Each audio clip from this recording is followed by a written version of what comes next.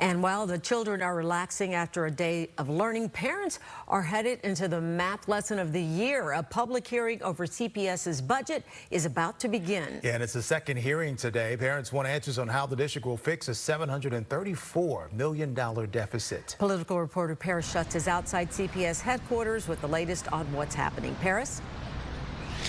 Yeah, Sylvia and Terrence, this budget is hanging on by a thread. As we count now, 9 board members support it as is, 10 oppose it. If that holds and this budget gets voted down, schools could shut down.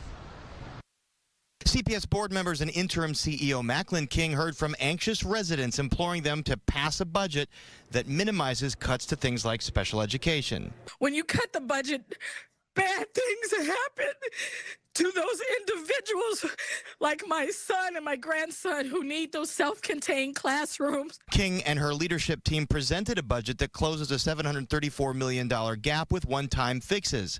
It pushes a $175 million pension payment onto the city, which it is legally allowed to do. And it does not include a short-term $200 million loan. Instead, it relies on the mayor declaring more than $300 million in TIF surplus funds.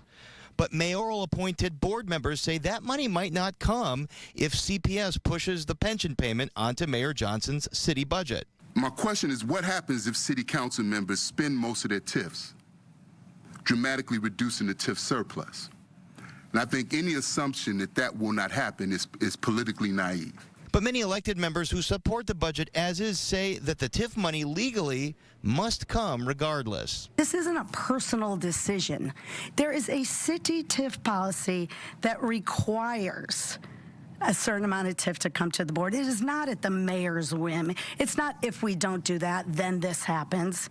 There's a TIF Act under state law. CPS needs one board member to flip their vote, or else a rejection of the budget could lead to a shutdown of schools. Mayor Johnson refused to weigh in on the pension debate, but says he doesn't think it'll come to that. $1.6 billion from the state of Illinois. That's ultimately what we have to continue to fight towards.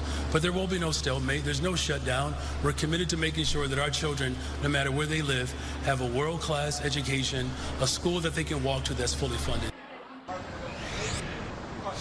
And as we come back here, we have the Chicago Teachers Union getting ready for a rally and a press conference calling for $1.6 billion in more state funding. That money is not going to come. CTU getting some criticism in there. They are for the CPS making that pension payment. In the past, they were against it. They've done a 180 here, as Mayor Johnson did. So we will be back at 5 o'clock with the very latest from here. Sylvia and Terrence? All right. Thanks for that, Paris.